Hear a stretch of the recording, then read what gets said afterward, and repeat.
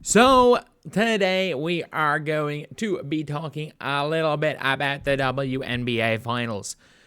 Am I in a hotel? Yes, I am most definitely in a hotel right now, getting ready for game numero tres tomorrow. So we've got it right here. We have a very, very interesting finals. Game 2 was not a great basketball game. Let's be real. Game 1 was. But at the same time, look, not every basketball game is good. Heck, I enjoyed a Fever play, but we can't act like game 1 wasn't a horrendous basketball game. But if you guys did not see the viewership, so last year for the WNBA Finals, I think this guy's posted all of them, or like last year's viewership. But if you looked at last year's viewership, I'm not joking when I say this, it was like 1 million views. So not 1 million. It was 626,000 for game 2. 659,000 for game 3. 659,000 for game 3. And then game 4 was 889,000. So it averaged 700,000.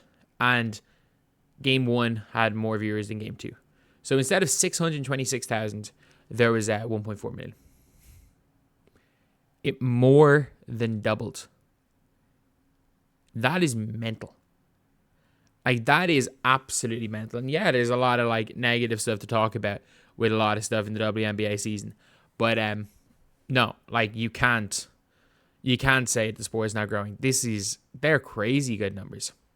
I have to say, like 1.35 million. Again, I do have to preface this because people are going to keep always talking about in the comments. Would the numbers be bigger if Caitlin Clark was playing? Obviously they would be. Like, there's no one denying that fact. But the reality of the situation is that 1.35 million, like, it's going to be it's going to set all the records. And I said that. When Caitlin Clark went out, I was like, no playoff game is going to reach the numbers of Caitlin Clark's game 2, but every single like playoff series is going to start breaking records. And they have right here. And like, they are seriously good numbers. It peaked at nearly 2 million viewers. The largest finals audience since 2001. And I mean that the only finals that have had bigger audiences were when the finals were like, I'm pretty sure it was when the finals were like best of one. The 1997 finals obviously had a big audience. Game 2 was the second largest audience ever on NFL Sunday, trailing Caitlin Clark, I think. Yeah. Fever Sun game 1. And the maddest part about that is that obviously that was averaging 1.84 million viewers, didn't peak at that, but like still, it wasn't that far off. Which is a huge thing. The most watched NBA Finals game ever, or WNBA Finals game ever on ABC. And I think that the fact that it's up 115% on last year is the biggest thing. Because like we gotta just still give credit where credit's due, that the league is growing. And like, it's good for the players that a lot of them won't have to go overseas. I think a lot of them still will do it by choice. But I'm going to talk about it a little bit later. With these viewership, they got screwed in the TV deal. I'm just saying. They got absolutely screwed in the TV deal. The WNBA got screwed. Okay, it just got brighter behind me.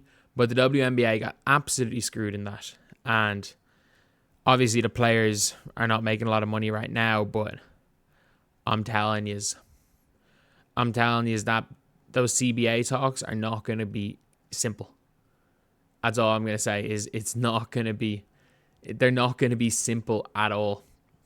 Like, it's going to be tough. Like, I wouldn't be that surprised if there was a lockout, or if there was at least threats of a lockout, because, man, the players, you can argue rightfully or wrongfully, and players are going to want a lot of money. They're going to want serious amount of money. But this is the perfect finals. Yes, look, obviously the Fever versus either one of these teams would have been the perfect finals, but the Fever aren't good enough. But You got two teams. You got two of the more likable teams. And again, everything people say negative about the Fever fans, the same thing can be said about the Liberty fans. Unfortunately, it's just sports fans. The same thing can be said about the Aces fans. That's why I don't like... I think it's a completely different conversation to talk about the negatives of sports fans and how sports fans can be a negative on athletes than rather than saying Fever fans bad. Like, the Fever fans bad is an argument that takes away from the actual conversation, because you can very easily just point out the hypocrisy in the Fever fans bad people. But it's just the unfortunate reality with more good fans comes more bad fans. Even if for every 10 new good fans, for every 100 new good fans, there's one new bad fan. That's not enough. It's too much for a lot of people. But at the same time, like these are two very likable teams. Like Courtney Williams, very likable player. Like her dad's become the unofficial mascot for the Lynx. Fee Collier is probably the most all-around likable player. Like the only people that don't like Fee Collier are the Asia fans for some reason. And the only reason they don't like Fee Collier is because more and more people are thinking, like, is Fee actually better? And people are like, oh, you can't forget about the regular season. You can't forget about other rings. Like, man, people call Kawhi better than LeBron in 2019. Like, from the beginning of time, people have judged players based on their most recent playoff run. Like, for people saying, like, oh, you shouldn't do that, like, you're acting like it hasn't happened in basketball. But again, I do think a lot of those SC fans aren't basketball fans. But yeah, great to see. And it's great to see because a lot of people be like, oh, if the Aces happen to be in the finals against the Lynx, I don't think there's as many fans. I don't think there's as many people watching. If the Sun were in the final against the Liberty, I don't think there's as many people. I think there are just actual basketball fans that like watching these two teams play. Unfortunately, game 2 was just garbage. Like, dear Lord, that game sucked.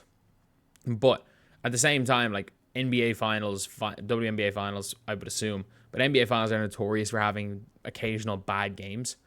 And like even like some of the good games people remember were awful games of basketball. Like everybody remembers Game 7 of the 2016 finals, the like last 5 minutes of that game. If you take away the scoreboard and just watch that game and you don't understand the context, it is some of the worst basketball you will ever see. But obviously it mattered. And that's the thing with this WNBA final series. Like, it is as big a finals as there's going to be. And hopefully tomorrow is a good game. Tomorrow is a good game because, well, I spent a hell of a lot of money on tickets for that game. So yeah, that's the video.